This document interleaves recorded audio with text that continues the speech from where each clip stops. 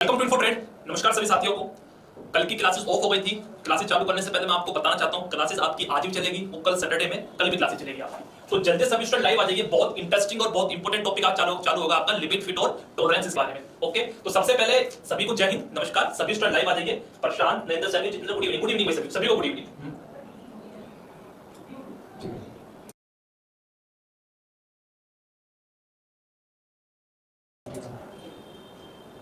Okay, तो classes को चालू करता हूं मैं। तो सबसे पहले जो बेसिक चीजें हैं, आप अपनी बेसिक चीजें समझ लीजिए। सबसे पहले अगर मैं बात करता हूं आपके किसकी, अगर मैं बात करूं आपके chapter limit, fit and tolerance के बारे में। ओके, तो लिमिट, फिट एंड टॉलरेंस के बारे में सबसे पहले आप ये जान लीजिए, आप इस चैप्टर का जो नाम लेते हैं ना, वो गलत लेते हैं। पहले तो ये बात, कंफ्यूजन सबसे पहले दूर कर लीजिए। इस चैप्टर का हमारा पूरा नाम जो होगा वो होगा हमारा limit, fit and geometrical tolerance. ठीक है, एंड ज्योमेट्रिकल टॉलरेंस। ये टॉलरेंस, ये खाली टॉलरेंस नहीं होता। टॉलरेंस से पहले एक वर्ड यूज होता है जिसका नाम होता है क्या, हमारा ज्योमेट्रिकल टॉलरेंस। क्लियर? तो सबसे पहले इस चैप्टर का प्रोनाउंसिएशन आप समझ लीजिए, प्रोनाउंसिएशन किसे कहते हैं। चैप्टर को पढ़ने से पहले कुछ इंपॉर्टेंट फैक्ट जो है उन्हें याद कर लीजिए। सबसे इंपॉर्टेंट फैक्ट पहला क्या होगा, ओके भाई, आप जो चैप्टर पढ़ रहे हैं वो कौन सा पढ़ रहे हैं, limit, fit and geometrical tolerance. तो इसे मैं शॉर्ट फॉर्म में लिख रहा हूं, L stand for limit, F stand for fit और GT stand for geometrical tolerance. Clear? ये बात आपको समझ में आया? तो मैं आपको ये बताना चाहता हूं कि लिमिट, फिट, ज्योमेट्रिकल टॉलरेंस का हम यूज क्यों करते हैं। तो लिमिट, फिट, ज्योमेट्रिकल टॉलरेंस का यूज हम इसलिए करते हैं ताकि इसकी सहायता से हम पार्ट्स की रिजेक्शन को कम कर सकते हैं। पहला फैक्ट याद कर लीजिए। ठीक है, मैं लिख देता हूं,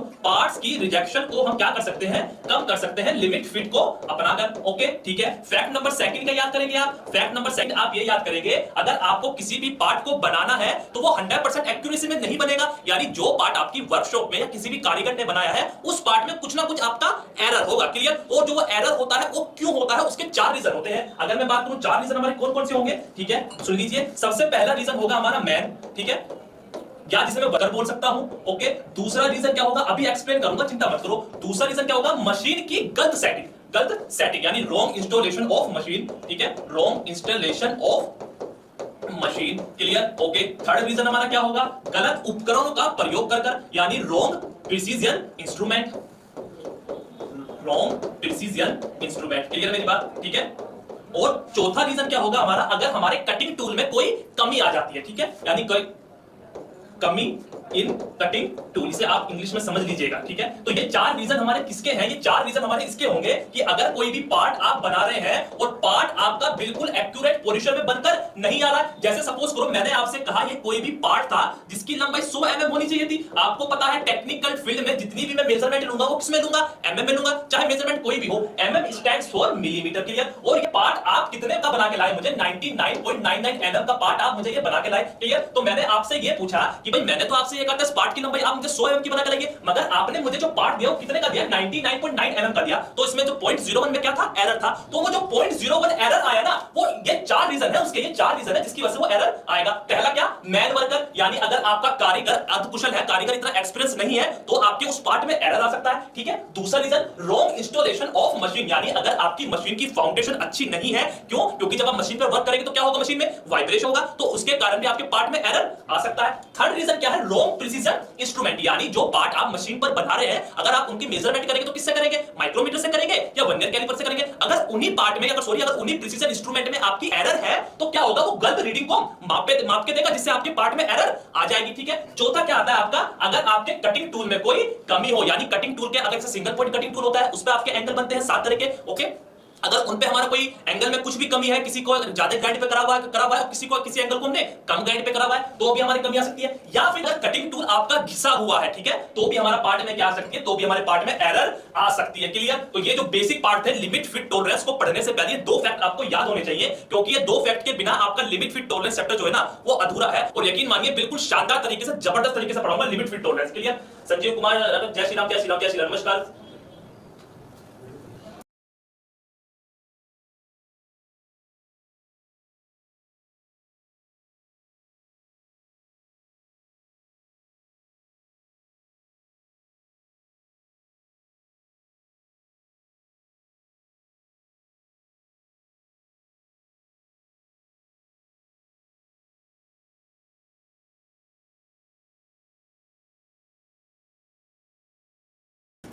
ओके, क्लियर हो गई है मेरी बात में यहां से? तो यहां से ये चार चीजें आपको, दो फैक्ट आगे सारे जो फैक्टर समझ लीजिए, बहुत इंपॉर्टेंट है, क्योंकि चैप्टर को चालू करने से पहले ना ये फैक्ट आपको पता होना चाहिए, ठीक है? अब मैं चैप्टर को चालू करता हूं, अब मैं चैप्टर को आपके चालू करता हूं। तो सबसे पहले लिमिट फिट टॉलरेंस को पढ़ने से पहले एक वर्ड आता है जिसे मैं क्या बोलता हूं, इंटरचेंजेबिलिटी, ठीक है? लिख लीजिए कॉपी में अपनी, इंटरचेंजेबिलिटी,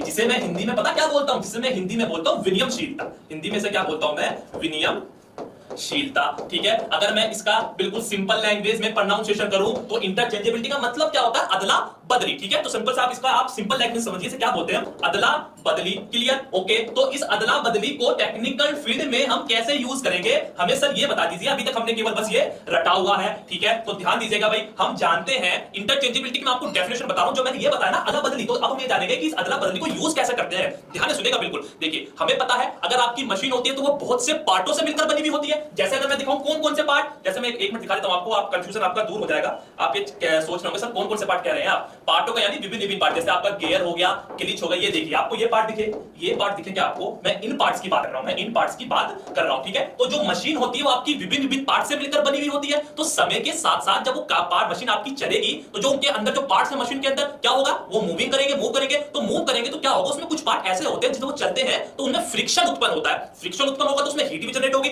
और आपको पता है अगर दो पार्ट स्लाइडिंग सरफेस पे हैं, अगर उनमें हीट जनरेट हो रही है, फ्रिक्शन हो रहा है, तो वो पार्ट एक टाइम ऐसा है आएगा, या तो वो घिस जाएगा या वो पार्ट आपका टूट जाएगा। तो हमें क्या करना है, उस टूटे हुए पार्ट की जगह हमें क्या करना है, एक नया पार्ट फिट कर देना है, ठीक है? मगर नए पार्ट को फिट करने से पहले हमें जो इंपॉर्टेंट चीज ध्यान में ये रखनी है बच्चों, कि जो नया पार्ट आपने पुराने पार्ट की जगह फिट किया है, शर्त ये है कि वो नया पार्ट बिल्कुल पुराने वाले पार्ट के बिल्कुल हूबहू सेम शेप का हो और सेम साइज का हो। अगर नया वाला पार्ट पुराने वाले पार्ट पे जो आपका मशीन में पार्ट खराब हुआ था, अगर वो सेम शेप का नहीं होगा और सेम साइज का नहीं होगा, तो वो पुराने वाले पार्ट पे आपका क्या होगा, इजी तरीके से फिट नहीं होगा। तो नए पार्ट को पुराने पार्ट की जगह फिट करते हुए हमें क्या करना चाहिए, वो नया वाला पार्ट इतनी एक्यूरेसी में बनाना चाहिए कि वो इजी तरीके से पुराने वाले पार्ट पे इजी तरीके से बिल्कुल फिट हो जाए, क्लियर? वो पार्ट्स जो आपने बनाया है वो जरूरी नहीं है कि वो आपके किसी भी वर्कशॉप में बन सकता है और किसी भी मशीन में बन सकता है, कोई भी उस पे वर्कर बना सकता है। मगर बस शर्त यही है कि जो पार्ट आपने नया वाला पार्ट आप पुराने वाले पार्ट की जगह लगा रहे हैं वो सेम शेप का हो और सेम साइज का हो। पार्ट्स की इन्हीं जो मैंने आगे बताया, पार्ट्स की इन्हीं प्रॉपर्टीज को मैं क्या बोलता हूं, पार्ट की इन्हीं प्रॉपर्टीज को मैं इंटरचेंजेबिलिटी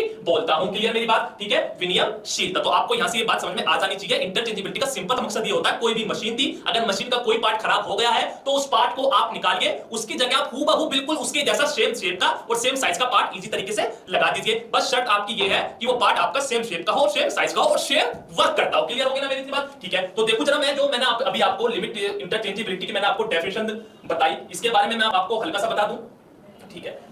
इसके बारे में मैं आपको हल्का सा बता देता हूं कि इंटरचेंजेबिलिटी हम किसे कहते हैं। तो इंटरचेंजेबिलिटी समझ में आ गई भाई आपको? ओके, अगर मैं आपको इसके इंटरचेंजेबिलिटी के अगर फायदे बताऊं, इंटरचेंजेबिलिटी के मेरे क्या क्या फायदे होंगे, तो सबसे पहला जो इंटरचेंजेबिलिटी का हमारा फायदा होगा, एक मिनट रुकिएगा गाइस, एक मिनट रुकिएगा बस, मैं आपको जरा स्लाइड निकालूं। स्लाइड कहां गई भाई, वो स्लाइड हमारी कहां गई, बेसिक साइज लिमिट, ये देखिएगा, लिमिट इज लिमिट आपका एक डायमेंशन हो गया, ये टाइप ऑफ लिमिट हो गया। एक मिनट रुकिए, बस एक मिनट रुकिए जरा, limit fit unilateral tolerance, bilateral tolerance, ये सारी चीज देखिए, अभी सारी चीज पढ़ाऊंगा मैं, चिंता मत करो, ठीक है?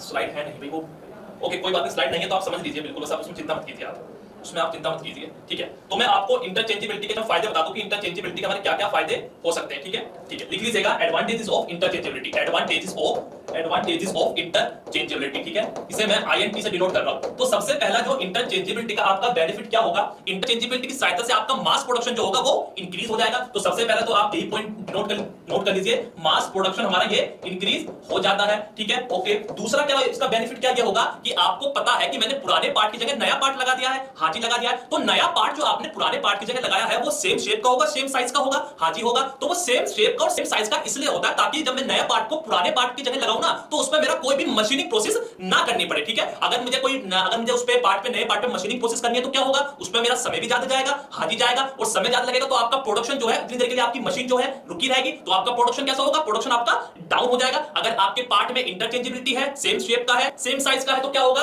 आपका समय मेरा उस पार्ट को फिट करने में कम लगेगा, क्या नहीं लगेगा? हाँ सर जी लगेगा। और अगर आपका पार्ट बिल्कुल एक्यूरेट डायमेंशन में है तो उस पार्ट को पुराने पार्ट की जगह या खराब पार्ट की जगह कोई भी अर्धकुशल कुशल कारीगर इजी तरीके से लगा सकता है। ठीक है, तो क्या मैं यहां लिख दूं कि सेमी स्किल्ड वर्कर भी उस पार्ट को इजी तरीके से लगा सकता है। ठीक है, हाँ जी लगा सकता है। नेक्स्ट पॉइंट क्या होगा, आपको पता है आपकी मशीन में जो पार्ट लग रहे हैं उनमें इंटरचेंजेबिलिटी का गुण है। हाँ जी है, तो इंटरचेंजेबिलिटी का गुण है तो इसका मतलब मार्केट से आप नया पार्ट लाइए वो पुराने पार्ट में इजी तरीके से लगा दीजिए। तो इसका मतलब ये होगा दोस्तों कि पार्ट्स में अगर आपकी इंटरचेंजेबिलिटी है तो वो पार्ट आपका मार्केट में इजी तरीके से अवेलेबल भी हो जाएगा। ठीक है, क्या लिख दूं यहां, इजीली अवेलेबल इन मार्केट। हाँ जी हो गया। ठीक है, नेक्स्ट पॉइंट क्या होगा सर जी, ठीक है नेक्स्ट पॉइंट बता देता हूं। नेक्स्ट पॉइंट हमारा ये होगा कि अगर मैं आपसे ये कहूं कि पार्ट में आपके इंटरचेंजेबिलिटी का गुण है, मशीन में आपके इंटरचेंजेबिलिटी का गुण है, तो इससे हमारा रिजेक्शन और वेस्टेज जो होगी वो भी हमारी कम होगी। ठीक है, लिख दूं क्या, रिजेक्शन और वेस्टेज जो होगी इससे हमारी वो भी कम होती है। क्लियर होगी इतनी बात, तो यहां से ये सारी चीजों को राइट डाउन कर लीजिए। रिजेक्शन और,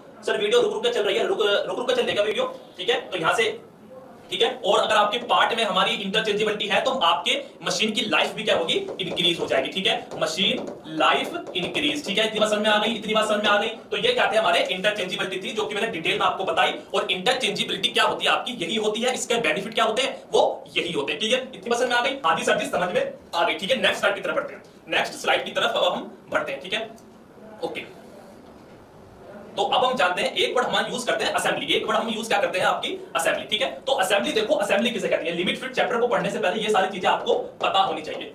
असेंबली किसे कहते हैं, तो ध्यान सुनना, असेंबली किसे कहेंगे। देखो, असेंबली का मतलब होता है जहां दो पार्टों को, दो या दो से अधिक पार्टों को एक जगह हम इंस्टॉल करते हैं ना, उसे क्या बोलते हैं, उसे बोलते हैं असेंबली। जैसे फॉर एग्जांपल कोई मशीन खराब हो गई तो मशीन के पार्टों को आपने खोला, हाँ जी खोला, तो जो खुले हुए पार्ट को जहां से खुले थे आपको उन्हें दोबारा वहीं इंस्टॉल करना है, नहीं ना, तो जो दोबारा से आप उन पार्टों को इंस्टॉल कर रहे हैं ना, वो क्या होता है, वो होती है हमारा वर्ड असेंबली। या हम इस प्रॉपर्टीज को हम क्या बोलते हैं, इस प्रॉपर्टीज को बोलते हैं असेंबली प्रॉपर्टीज बोलते हैं। क्लियर, गोविंद त्रिपाठी सर रुक रही है वीडियो रुक रही है, थोड़ा टेक्निकल इशू होगा भाई, आप मैनेज कर लीजिएगा। ठीक है, तो जो असेंबली होती है हमारी वो दो तरीके की होती है। पहली कौन सी होती है आपकी सेलेक्टिव असेंबली, और दूसरी कौन सी होती है हमारी नॉन सेलेक्टिव असेंबली। क्वेश्चन आता है, सुन लो ध्यान से, सेलेक्टिव असेंबली को हिंदी में क्या बोलते हैं, चयनात्मक संयोजन, और नॉन सेलेक्टिव असेंबली को क्या बोलते हैं, गैर चयनात्मक संयोजन। ठीक है, तो देखो सेलेक्टिव असेंबली किसे कहते हैं, देखो सेलेक्टिव असेंबली को इस प्रकार डिफाइन किया गया है कि इस प्रकार के संयोजन में एक नट विशेष प्रकार के बोल्ट के लिए स्पेशल बनाया जाता है। जैसे कोई बोल्ट होगा, कोई नट होगा, तो सेलेक्टिव असेंबली हमारी ये कहती है कि बोल्ट में जो नट चढ़ाया जाएगा ना, यानी जो नट चढ़ाया गया है उस बोल्ट के लिए,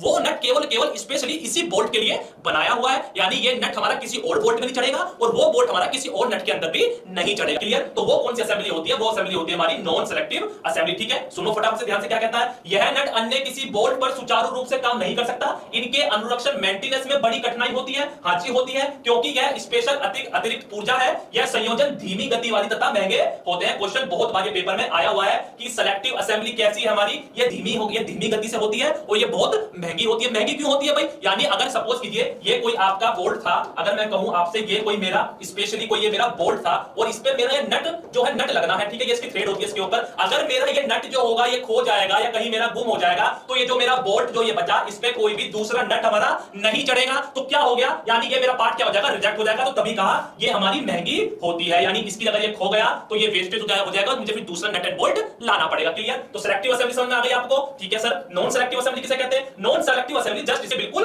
उल्टी होती है, यानी इसमें जो आपका नट था वो किसी भी बोल्ट पे चढ़ जाएगा और जो बोल्ट है वो किसी भी नट से इजी तरीके से असेंबल हो सकता है। क्लियर, सुनो फटाफट से क्या कहता है, इस प्रकार के संयोजन में एक ही साइज व एक ही चूड़ी के बोल्ट पर कोई भी मैच करता हुआ नट लगाया जा सकता है। यानी इसमें क्या होगा दोस्तों, नॉन सेलेक्टिव असेंबली में हमारा इंटरचेंजेबिलिटी का गुण था, इंटरचेंजेबिलिटी का गुण ही तो था, जो पार्ट खराब हुआ उसकी जगह दूसरा लगा दो। ठीक है, तो इसमें यही हो रहा है। तो देखो, इस प्रकार के संयोजन में एक ही साइज व एक ही चूड़ी के बोल्ट पर कोई भी मैच करता हुआ, कोई भी मैच करता का मतलब कैसे, अगर कोई खो गया तो कोई भी नट लगा दीजिए। ठीक है, इनकी अनुरक्षण कैसी होती है, सस्ती होती है, जो मैंने एग्जांपल नट बोल्ट का दिया था सेम वैसे ही, तथा इस प्रकार के संयोजन तेज गति वाले होते हैं। तेज गति वाले क्यों होते हैं, यानी आपके बोल्ट पे नट चढ़ाना था, नट खो गया आपका, ठीक है, तो सेम कोई भी उस पर नट चढ़ा दीजिए, तो क्या हुआ, काम आपका तेजी से होना चालू हो गया। अगर आपको वो स्पेशली नट ही चढ़ाना है तो आप मार्केट में जाएंगे, अपनी वर्कशॉप में जाएंगे, तो उसमें टाइम वेस्ट होगा या नहीं होगा, हाँ सर जी बिल्कुल होगा। ठीक है, तो इस प्रकार के संयोजन से तेज गति वाले होते हैं तथा ये कैसे होते हैं, सस्ते होते हैं। इसके अतिरिक्त स्पेयर पार्ट्स आसानी से मार्केट में भी मिल जाते हैं। ठीक है, तो क्वेश्चन जो यहां से ये आता है कि इंटरचेंजेबिलिटी आपकी सेलेक्टिव असेंबली है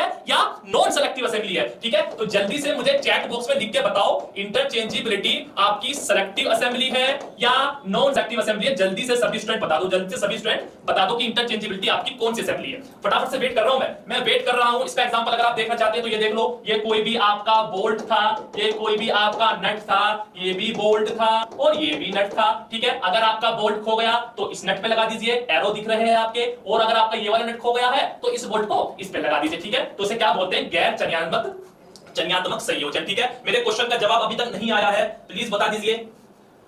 अनुराग कुमार दोनों, ठीक है, जल्दी से बताइए। नॉन सेलेक्टिव करण सिंह दोनों, गोविंद त्रिपाठी नॉन सेलेक्टिव, ठीक है भाई, क्लियर ना? Non selective, Narendra Saini non selective, बिल्कुल। जो आपकी इंटरचेंजेबिलिटी होगी वो कौन सी होगी भाई बच्चों? वो आपकी नॉन सेलेक्टिव असेंबली होगी। एक नंबर आपका पक्का हो गया। इसरो में 2 साल पहले ये क्वेश्चन आया हुआ था, ठीक है। रटना नहीं है, कुछ भी नहीं रटना जब तक मैं हूं यहां, ठीक है। तो आपको नॉन सेलेक्टिव असेंबली के जरा मैं वो बता दूं, जरा मैं आपको इंपोर्टेंट बता देता हूं किसके? नॉन सेलेक्टिव असेंबली के। यहां देख लो फटाफट से, यहां देख लो भाई फटाफट से, देखो तो देखो उसने क्या बोला? गैर चयनात्मक संयोजन, मतलब नॉन सेलेक्टिव असेंबली को हिंदी में क्या बोलते हैं? गैर चयनात्मक संयोजन में अवयवों का मतलब बहुत से बच्चों को कंफ्यूज होता है। पार्ट्स को टेक्निकल लैंग्वेज में मैं क्या बोलता हूं? अवयव बोलता हूं। वो पार्ट चाहे आपका मशीन का हो, चाहे कोई भी पार्ट हो, ठीक है, क्लियर ना मेरी बात? ठीक है। तो गैर संयोजन में पार्ट्सों के मध्य क्या होती है भाई? आपकी इंटरचेंजेबिलिटी मिलती है, ठीक है। क्वेश्चन आपका आ गया। और आधुनिक युग में बहु उत्पादन का मतलब होता है हमारा क्या? मास प्रोडक्शन के बारे में भी एक छोटा सा लेक्चर दूंगा, चिंता मत करो। मास प्रोडक्शन कहते किसे हैं? आधुनिक युग में बहु उत्पादन में चयनात्मक संयोजन को केवल जटिल कार्यों में प्राथमिकता दी जाती है, क्लियर? तो जो आपको पहला पॉइंट याद रखना है, इसमें केवल ये वाला ही रखना है, इंटरचेंजेबिलिटी हमारे नॉन सेलेक्टिव के बीच में होती है, क्लियर? यहां से एक बार क्वेश्चन ये आया हुआ था, क्लियर? ओके, ठीक है। अब बढ़ते हैं किसकी तरफ? अब बढ़ते हैं किसके? मास प्रोडक्शन की तरफ। कि मास प्रोडक्शन हम कहते किसे हैं, ठीक है? मास प्रोडक्शन हम कहते किसे हैं, ठीक है। स्लाइड चेंज कर दूं सर जी, कर दो, ठीक है। ये स्लाइड मैंने चेंज कर दी, ठीक है। नॉन सेलेक्टिव, बिल्कुल नॉन सेलेक्टिव है, ठीक है। तो मास प्रोडक्शन किसे कहते हैं? तो मास प्रोडक्शन की आप डेफिनेशन लिख लीजिएगा, किसी यूनिट कंपोनेंट या पार्ट्स का, किसी यूनिट कंपोनेंट या पार्ट्स को अगर मैं अधिक मात्रा में बना रहा हूं ना, तो वो क्या होता है मेरा? वही मेरा मास प्रोडक्शन होता है। मास प्रोडक्शन का मतलब बहु उत्पादन, यानी किसी यूनिट का, किसी कंपोनेंट का या कोई भी पुर्जा अगर मैं उसे ज्यादा मात्रा में बना रहा हूं तो वही मेरी प्रोडक्ट क्या है, या वो मेरा टेक्निकल टर्म क्या होगा? वही मेरा टेक्निकल टर्म होगा आपका मास प्रोडक्शन, क्लियर? ठीक है। तो अब जानते हैं मास प्रोडक्शन के हमारे बेनिफिट क्या होते हैं, ठीक है। ओके, तो देखो मास प्रोडक्शन के हमारे बेनिफिट क्या होंगे? औद्योगिक क्षेत्र में बहु उत्पादन के अनेक लाभ होते हैं जो कि आपके निम्नलिखित हैं। हाँ जी है, कैसे कैसे? देखो, मार्केट में हर जगह पुर्जे स्पेयर पार्ट सुगमतापूर्वक मिल जाते हैं। ये जो बोला सुगमतापूर्वक, इसका मतलब होता है इजीली, ठीक है। मैंने आपको बताया कि मास प्रोडक्शन का जो होगा, पार्ट्स आपके बहुत सारे होंगे, तो इजी तरीके से किसी भी मार्केट पर जाएंगे, किसी भी शॉप पर जाएंगे तो इजी तरीके से हमारे मिल जाएंगे, ठीक है। निर्मित करने में पुर्जों की लागत क्या आती है? वो हमारी कम आती है। यानी आप ध्यान से सुनना मेरी बात, अगर आप किसी मशीन पे 10 पार्ट बना रहे हैं तो उसमें जो आप आउटपुट देंगे ना, वो वो जो उसमें आप इनपुट देंगे वो बहुत अधिक मात्रा में देंगे। लाइट भी लगेगी, वर्कर को पैसा भी देना पड़ेगा, ठीक है, और हमारी मशीन भी जो वो भी चलेगी। मगर अगर आप उसी मशीन पर अगर आप बहुत सारे पार्ट बना रहे हैं तो वहां वर्कर को भी वही उतने पैसे देने पड़ेंगे। मशीन की जो स्पीड होगी वो भी उतनी होगी, वो पावर को कंज्यूम भी इतना करेगा, कौन? मशीन करेगा, ठीक है। तो तभी कह रहे हैं कि निर्मित करने में पुर्जों की लागत हमारी कम आती है। एक फैक्ट याद कर लीजिएगा, अगर पार्ट आप बहुत ज्यादा मात्रा में बना रहे हैं तो उन पे लगने वाला जो इनपुट होगा, खर्चा होगा, वो क्या हो जाएगा? हमारा थोड़ा सा कम होगा। जैसे चाइनीज फोन जो होते हैं, आपने कभी सोचा कि चाइनीज फोन जो होते हैं वो मार्केट में इजी तरीके से अवेलेबल है? हाँ है, और कहीं भी चले जाओ वो हमें उतने सस्ते मिलते हैं। तो क्यों मिलते हैं? क्योंकि चाइनीज जो है वो अपने फोनों पे मास प्रोडक्शन करता है। यानी अगर इंडिया में अगर कोई प्रोडक्ट 10 बना रहा है तो वो एक दिन में चाइनीज 10,000 बनाएगा, क्लियर? और यहां से यही निकलता है कि अगर पुर्जों की लागत मास प्रोडक्शन कर रहे हैं तो पुर्जों की जो इनपुट होगा, मालिक जो उसमें इनपुट लगाएगा ना, वो क्या होगी? उसकी लागत कम हो जाएगी, ठीक है। और क्या होगा? पुर्जों व अवयवों के निर्माण में समय की भी हमारी बचत होती है, क्लियर? ठीक है, यहां से क्या आ गया? हाँ जी, सर जी समझ में आ गया। अगर मैं इसके नॉन एडवांटेज की बात करूं, डिसएडवांटेजेस की, किसकी बात करता हूं मैं? डिसएडवांटेजेस की, ठीक है। तो देखो डिसएडवांटेजेस क्या होंगे हमारे मास प्रोडक्शन के? इसके लिए विशेष प्रकार की मशीनों की आवश्यकता पड़ती है। हाँ जी पड़ती है। अगर आप मास प्रोडक्शन कर रहे हैं, बहुत ज्यादा मात्रा में आप प्रोडक्ट को बना रहे हैं, तो हमें वो मशीन कैसी चाहिए होगी? जिनकी टेक्नोलॉजी बिल्कुल क्या हो? हाई हो। आपने देखा होगा कि कुछ ऐसी मशीन होती है, अगर मैं उन्हें ज्यादा देर तक अगर मैं उन पर काम करूं ना, तो वो क्या हो जाती है? वो गर्म हो जाती है। तो वो ऐसी मशीनें हमारी क्या होगी? मास प्रोडक्शन में ऐसी मशीनों को मैं यूज नहीं कर सकता हूं, क्लियर? तभी बोला उसने कि इसके लिए विशेष प्रकार की मशीनों की आवश्यकता पड़ती है, जो बहुत महंगी भी हो सकती है। हाँ जी हो सकती है। इसके लिए जिग एंड फिक्सर की आवश्यकता होती है। जिग एंड फिक्सर क्या होता है? एक तरह का क्लैंप होता है, ठीक है। इसको मैं चैप्टर है कि इसे भी डिस्कस करा दूंगा, चिंता मत करो। एक तरह का जैसे आपका वॉइस होता है ना, जैसे वॉइस होता है तो वॉइस क्या होता है? हमारा एक तरह का फिक्सर होता है। तो जिग और क्लैंप भी हमारे यही होते हैं, ओके। कार्यशाला में उपयुक्त सूक्ष्ममापी यंत्रों की जगह निर्धारित गेजों की आवश्यकता पड़ती है। इस पॉइंट को वेरी इंपॉर्टेंट करके लिख लीजिए। क्यों? आप देखिएगा, सपोज कीजिए मैंने आपसे ये कहा, एक ये मार्कर है, ये आपको एक दिन में कितना बनाना है? 50,000 बनाने, ठीक है। तो पहला आपने बनाया, तो इसकी आप जो डायमेंशन होगी उसे चेक करेंगे, हाँ जी करेंगे। अगर इसकी डायमेंशन को आप वर्नियर कैलिपर से माइक्रोमीटर से चेक करने लगे तो उसमें समय मेरा बहुत ज्यादा लग जाएगा। लगेगा क्या नहीं लगेगा? हाँ जी लगेगा। तो मैं एक ऐसा सांचा तैयार करूंगा या एक ऐसा कंपोनेंट बनाऊंगा या कोई भी एक ऐसी आकृति बनाऊंगा कि जैसे सपोज कीजिए ये मेरा कोई भी बॉक्स था, तो जैसी इसकी आकृति होगी ना सेम ऐसी आकृति में क्या कर लूंगा, इस पर बना दूंगा। और इस जो ये मैंने मार्कर बनाया, इस मार्कर को मैं अगर इस आकृति के अंदर रख दूंगा, अगर ये बिल्कुल इसमें मेरा फिट हो गया तो यानी इसका मतलब ये मार्कर मेरा जो डायमेंशन मुझे दी गई थी बिल्कुल सेम शेप का और सेम साइज का बना है। ओके, तो इसे ही हम क्या कहते हैं, जो ये आपने तैयार किया ना, इसे मैं क्या बोलता हूं, इसे बोलता हूं मैं गेज। ठीक है, तो तभी कहा उसने कि कार्यशाला में उपलब्ध सूक्ष्म मापी यंत्रों की जगह हम किसका प्रयोग करेंगे, निर्धारित गेज का प्रयोग करेंगे। ठीक है, गेज आपको मेजर नहीं करता है, गेज जो होते हैं आपके मेजरिंग इंस्ट्रूमेंट नहीं होते हैं। ये कैसे इंस्ट्रूमेंट होते हैं बच्चों, चेकिंग इंस्ट्रूमेंट होते हैं। राइट डाउन करके लिख लीजिएगा। ठीक है, तो जो मैंने अभी आपको ये डब्बा बताया और इसमें मैंने जो ये आकृति बनाई थी, अगर मैं मार्कर को इसमें डालूंगा, अगर ये बिल्कुल सेम शेप का साइज का होगा तो इसके अंदर फिट हो जाएगा। तो ये क्या कर रहा है, ये मेरी जॉब को चेक ही तो कर रहा है ना। तो जो चेकिंग इंस्ट्रूमेंट होते हैं वो क्या होते हैं, हमारे गेज होते हैं। क्लियर आ गया बहुत समझ? हाँ जी आ गया। बहु उत्पादन में नेक्स्ट पॉइंट, बहु उत्पादन में आरंभिक खर्च बहुत ज्यादा आता है। आरंभिक खर्च का मतलब यानी जब आप मशीन लाएंगे महंगी महंगी तो क्या होगा, खर्चा आपका बहुत ज्यादा आएगा। क्लियर, यहां से इतनी बात समझ में आ गई? हाँ जी समझ में आ गई। ठीक है, तो ये मास प्रोडक्शन क्या है, मास प्रोडक्शन के हमारे डिसएडवांटेजेस हैं। ठीक है, ओके। तो अभी तक आपने ये जाना कि मास प्रोडक्शन में हम चीजों को क्या करते हैं, बहुत ज्यादा मात्रा में बनाते हैं। हाँ जी बनाते हैं। तो जब भी कभी मास प्रोडक्शन होगा तो वहां आपको तीन चीजें हमेशा ध्यान रखनी है। पहली क्या ध्यान रखनी है भाई, पहली ध्यान ये रखनी है कि पार्ट में हमारा क्या हो, इंटरचेंजेबिलिटी का गुण हो या नहीं हो। हाँ जी सर हो।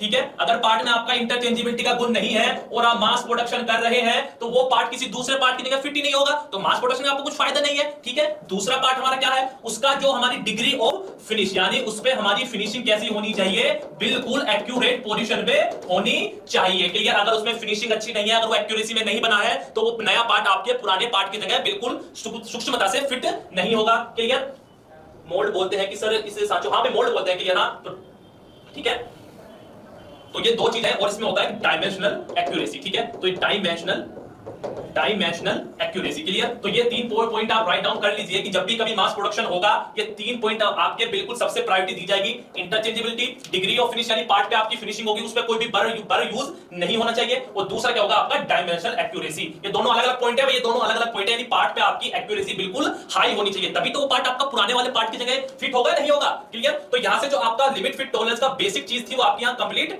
हो गई है। ठीक है, जल्दी से 2 मिनट देता हूं, जल्दी से 2 मिनट देता हूं। किसी स्टूडेंट का अगर अभी तक का कोई क्वेश्चन हो, Q&A हो, तो मेरे से पूछ लीजिए। अगर अभी तक सारी चीजों को समझ में आ चुका है तो कमेंट बॉक्स में यस लिख के भेज दीजिए। तो अभी तक ये सारी चीजें अगर समझ में आ गई है तो कमेंट बॉक्स में यस लिख के भेज दीजिए, जल्दी से भेज दीजिए। How can I help you, क्या हेल्प कर रहा है ये जरा भी बताना, इसकी क्या कमजोरी है इसकी। Search your PC the good the cloud and the web, क्या बोल रहा है, पागल हो गया ये। ध्यान से सुनो, एक फैक्ट ध्यान सुनो, एक फैक्ट और ध्यान से सुनो, फैक्ट ध्यान से सुनो भाई। एक और, एक तो ये बोर्ड भी ना भाई, लगता है इसकी पेंसिल आने, पेंसिल चालू होने वाली है इसकी।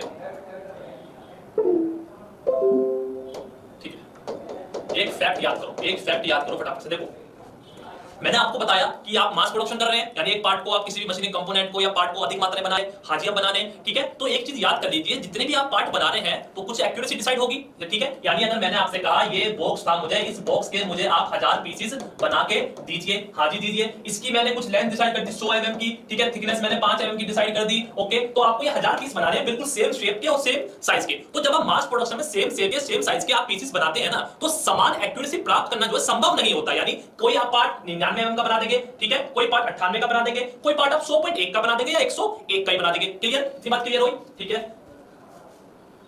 ठीक है, तो जो आप पार्ट बनाते हैं उन पे सभी एक्यूरेसी प्राप्त करना, कुछ एक्यूरेसी प्राप्त करना संभव नहीं होता है। तो पार्ट्स पर इंटरचेंजेबिलिटी को प्राप्त करने के लिए एवं, ठीक है, तो पार्ट पर इंटरचेंजेबिलिटी को प्राप्त करने के लिए और उन पे एक्यूरेसी को बनाने के लिए कुछ स्टैंडर्ड डिसाइड किए गए हैं। ठीक है, और उन स्टैंडर्ड को परिभाषित करने के लिए कुछ टर्म डिसाइड किए गए हैं। जैसे आपका लिमिट हुआ, ठीक है, कोई आपका फिट हुआ। नरेंद्र क्वेश्चन मत पूछो, क्वेश्चन एंड में पूछना। ठीक है, आपका टॉलरेंस हुआ और या आपका अलाउंस हुआ। ठीक है, तो ये क्या होते हैं, हमें ये हमारे क्या है, जो ये हमारे लिमिट, फिट, टॉलरेंस, अलाउंस है, ये क्या करते हैं, हमें जो पार्ट में हमारा डिफ्लेक्शन हुआ ना, जो पार्ट में हमारा डिफ्लेक्शन का मतलब जो कमी आई, उन कमी को परिभाषित करने के लिए ये कुछ हमारे टर्म्स होते हैं, ठीक है, क्लियर, ओके। तो आप इन्हीं टर्म के बारे में हम सबसे पहले जानेंगे कि लिमिट क्या होती है, फिट क्या होती है, टॉलरेंस क्या होती है और अलाउंस क्या होती है, ठीक है। लिमिट को अगर मैं सिंपल भाषा में कहूं तो क्या होगा, वो आपकी सीमा बोलते हैं, ठीक है, सीमा यानी इसकी कितनी सीमा है, ठीक है। तो देखो मैंने सबसे पहला फैक्ट आपको क्या बताया था कि कोई भी पार्ट आपका, सबसे पहला वाला फैक्ट था, वो समान एक्यूरेसी में नहीं बन पाता है, यानी पार्ट आपका जो वर्कशॉप से निकल कर आएगा उसमें क्या होगा, आपकी कुछ ना कुछ आपका एरर होगा। उसके 4 रीजन थे, मैंने आपको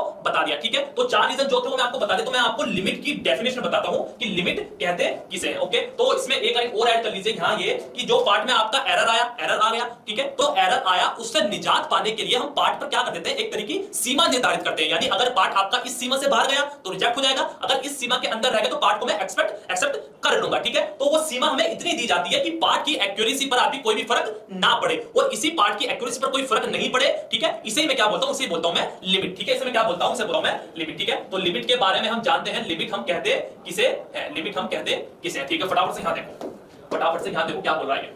लिमिट का मतलब सीमा हो गया, लिमिट का मतलब क्या हुआ बच्चों, सीमा हो गया, ओके। यानी कोई भी सीमा में डिसाइड कर दूंगा। जैसे सपोज करो मैंने आपसे कहा ये जो मेरी 10 mm लंबी चाहिए थी और आप 10 mm लंबी नहीं बना पाए, तो मैंने इस क्या कर दिया, हल्की सी लिमिट सेट कर दूंगा। लिमिट को आप दर्शाते कैसे हैं, तो लिमिट को आप दर्शाते हैं ऐसे, प्लस माइनस 0.02। क्लियर मेरी बात, ये आपको लिमिट के दर्शाने का क्या है, आपको फंडा है। तो देखिए लिमिट क्या कहती है, जो को उसके बेसिक साइज से एक वर्ड यहां आया बेसिक साइज। बेसिक साइज पता किसे कहते हैं, बेसिक साइज देखिए बेसिक साइज किसे कहते हैं। अगर कोई भी आपको ये पार्ट बनाना है, कोई भी आपको ये वाला पार्ट बनाना है, तो सबसे पहले ऑपरेटर के पास क्या आती है, इसकी ड्राइंग आती है, ठीक है। यानी आपको ऑपरेटर को, मशीन ऑपरेटर को इस ड्राइंग को देखकर आपको पार्ट को क्या करना, बनाना है, ठीक है। तो जिस पार्ट को, जिस डायमेंशन को आधार मानकर आपका ऑपरेटर जॉब को तैयार करता है, वही क्या होती है आपकी, वही होती है आपकी बेसिक साइज, ठीक है। क्लियर, वो क्या होता है आपका बेसिक साइज, ठीक है। डेफिनेशन दिखा दो एक बार, ठीक है। डेफिनेशन देखो भी क्या बोल रहा है ये, देखो ड्राइंग में पार्ट या जॉब का वह साइज जिसे आधार मानकर, आधार मतलब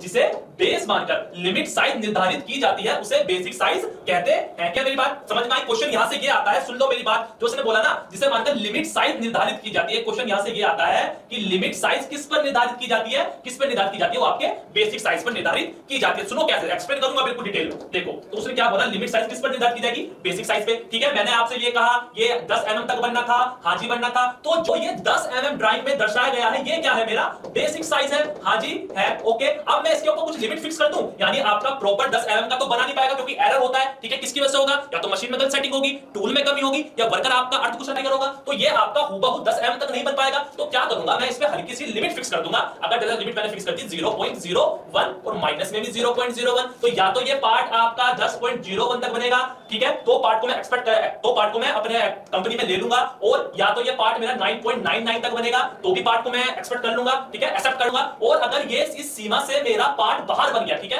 10.02 का बन गया, तो इस पार्ट को मैं एक्सेप्ट नहीं करूंगा। अगर ये पार्ट मेरा 9.98 का बन गया, तो भी इस पार्ट को मैं एक्सेप्ट नहीं करूंगा, ठीक है। तो जो ये मैंने लिमिट साइज फिक्स करा, ये किस पे करा, ये जो 10 था इसी में तो करा, तो ये क्या है, ये मेरा बेसिक साइज है या नहीं है, ये मेरा बेसिक साइज है या नहीं है, तो यहां यही तो कह रहा है, तो यहां यही तो कह रहा है, आप रटते हो बस, इससे कंफ्यूजन ये होता है, जिसे आधार मानकर, जिसे बेस मानकर लिमिट साइज निर्धारित किया जाता है, उसे बेसिक साइज हम कहते हैं, ठीक है। तो और क्या बोला उसने कि लिमिट साइज किस पर निर्धारित की जाती है, आपके बेसिक साइज पर ही निर्धारित की जाती है। क्लियर, यहां से समझ में आ गया। मैंने आपको ये भी बता दिया इसे दर्शाते कैसे हैं, ठीक है। तो देखो फटाफट से क्या बोला, जॉब को उसके बेसिक साइज मतलब यानी ये 50 क्या होगा आपका बेसिक साइज होगा, से थोड़ा कम, कितना कम, यानी 50 प्लस माइनस 0.02, तो 49.98, थोड़ा कम एवं थोड़ा अधिक, कितना अधिक, 50.02 की छूट दी जाती है। इसे हम क्या कहते हैं, इसे हम लिमिट कहते हैं, यानी कारीगर आपका इस सीमा के अंदर पार्ट को बनाएगा। क्लियर हो गया ना मेरी बात, इतनी बात क्लियर। तो यहां से क्वेश्चन पहला आया कि लिमिट आपकी किस पे फिक्स की जाती है, बेसिक साइज से फिट की जाती है। क्लियर, ओके, आगे बढ़ते हैं। और कारीगर जो होता है आपको किसको आधार मानकर जॉब को तैयार करता है, दूसरा क्वेश्चन किसे को आधार मानकर, बेसिक साइज को आधार मानकर, ठीक है, ओके। तीसरा क्वेश्चन कि जो जॉब आपकी कारीगर ने बनाई है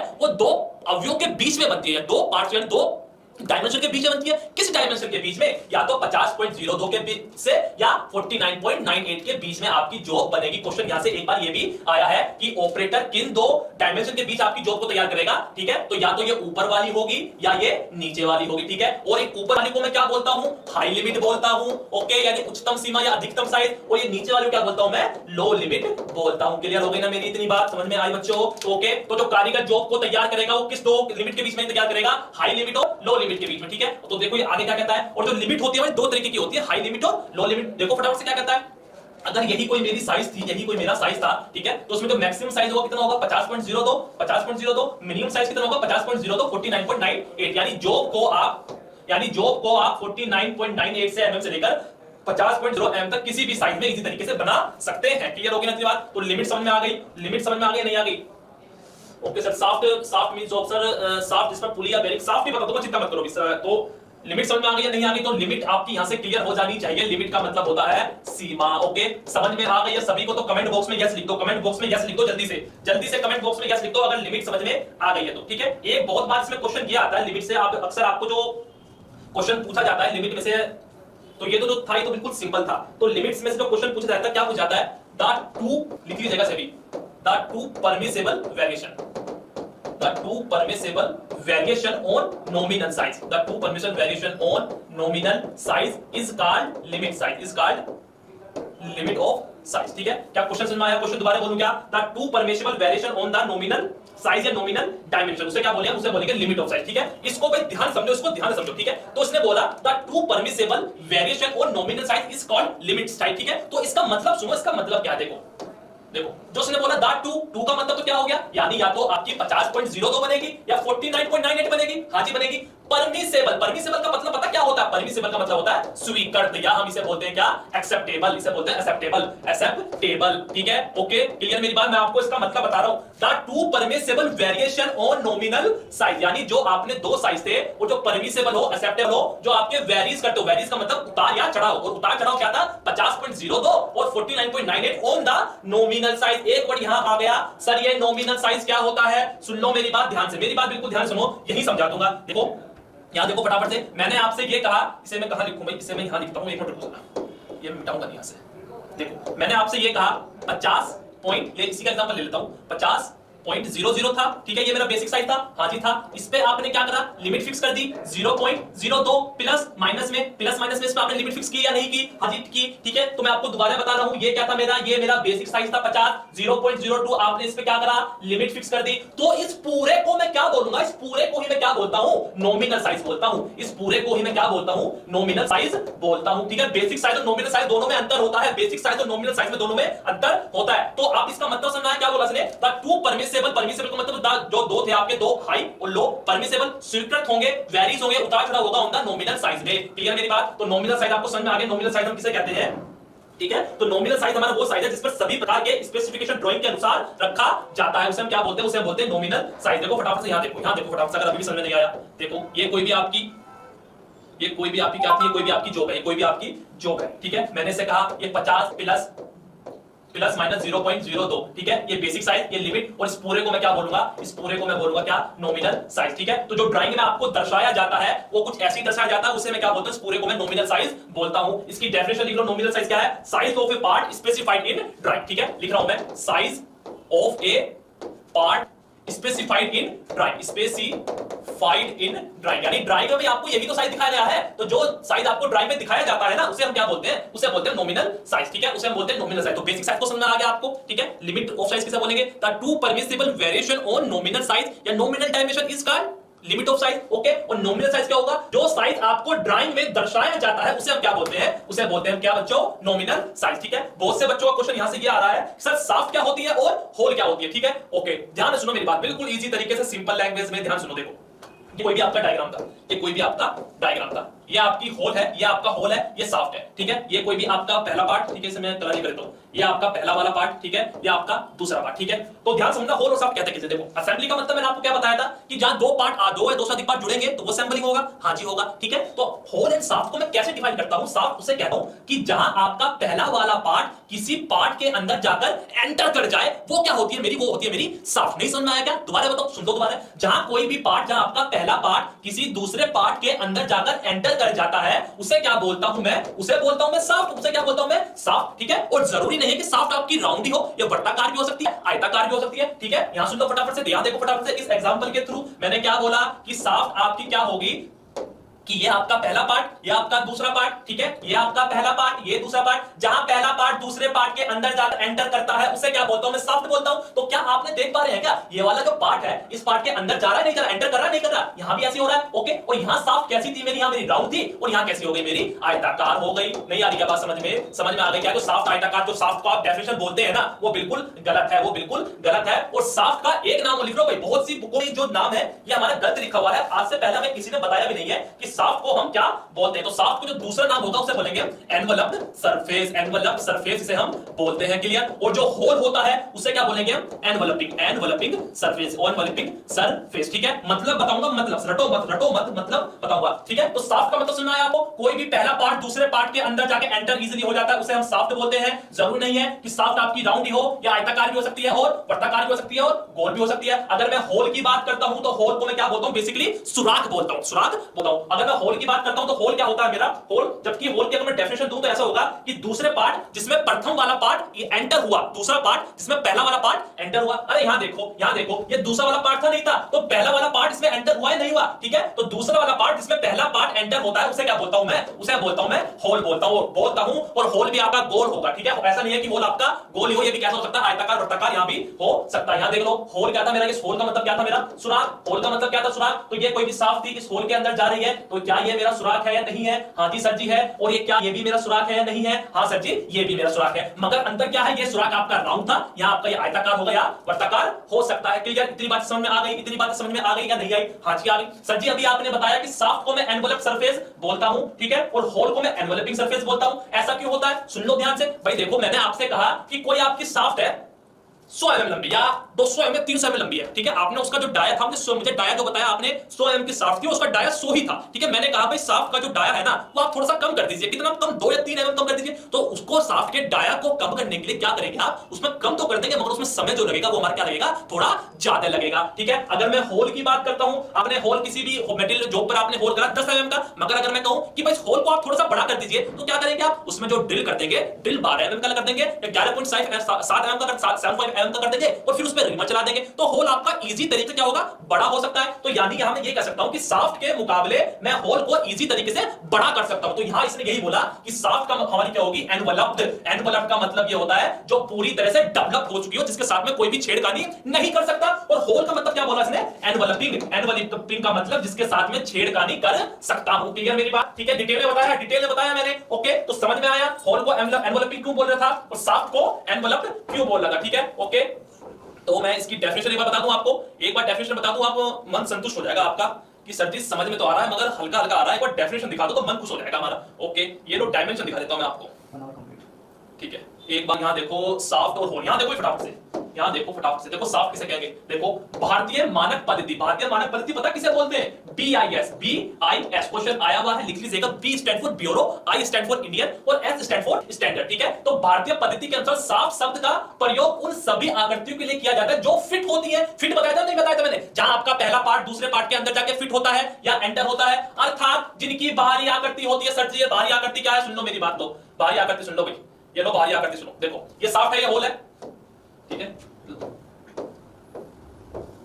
एक मिनट, ये नहीं भाई, इसमें तो आप थोड़े से घूम जाएंगे, और पुराने वाले दिखाता हूं, ये लो, यहां देखो उसने क्या बोला कि बाहरी आकृति, बाहरी आकृति देखो। अरे ये साफ्ट है, ये साफ्ट है नहीं है, ये साफ्ट है नहीं है, ये साफ्ट है नहीं है, ये साफ्ट है, हां जी सर जी साफ्ट है। तो इसमें जो ये इसके अंदर एंटर करेगा तो ये इसकी बाहरी आकृति होगी या नहीं होगी, ये इसकी बाहरी आकृति होगी या नहीं होगी। ये साफ्ट इसके अंदर जाएगा तो ये बाहरी आकृति है या नहीं है, और ये जो होल है ये इसके अंदर है तो ये अंदरूनी आकृति है या नहीं है, ये अंदरूनी आकृति है या नहीं है। यहां पे ये स्लोट कटा हुआ है, ये अंदरूनी आकृति है या नहीं है, ये अंदरूनी आकृति है या नहीं है। तो ये समझे उसे रट रहे हो से, ठीक है। तो बोलो क्या बोल रहा है, भारतीय मानक पद्धति के अनुसार साफ्ट शब्द का प्रयोग उन सभी आकृतियों के लिए किया जाता है जो हमारी क्या होती है, जो हमारी फिट होती है और जिनकी आकृति भारी होती है। यह गोल, वर्गाकार, वर्गाकार किसी भी आकार की सेक्शन की हो सकती है, ठीक है। होल किसे कहते हैं, होल शब्द का प्रयोग उन आकृतियों के लिए किया जाता है जिनके अंदर क्या होगा, सुराख होगा, ओके। वह सुराख किसी भी आकृति का हो, जैसे वर्गाकार, वर्गाकार, आयताकार आदि, ठीक है। उसमें क्या बोला, जिसके अंदर सुराख होता है। अब आप ये सर जी इसका एक एग्जांपल बता दो, ये लो ये लो, ये अंदर सुराख है इसके नहीं है, इसके अंदर सुराख है, ये कोई भी पार्ट था तो ये जो पार्ट था ये पार्ट कभी पूरा ऐसा होगा नहीं होगा, ये पार्ट पूरा कभी ऐसा होगा यानी ये पार्ट कभी पूरा ऐसा था या नहीं था, इसके अंदर साफ जानी थी तो इतना पार्ट आपका ने इसमें ऐसा रिमूव कर दिया, तो ये अंदरूनी हुआ या नहीं हुआ, ये अंदरूनी हुआ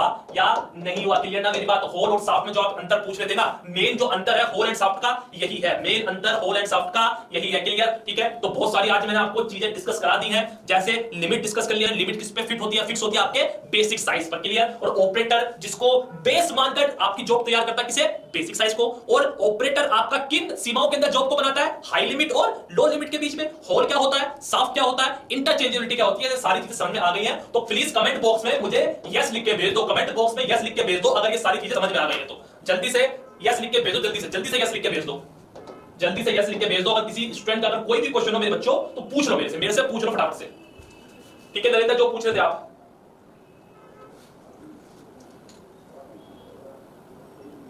पूछ लो भाई।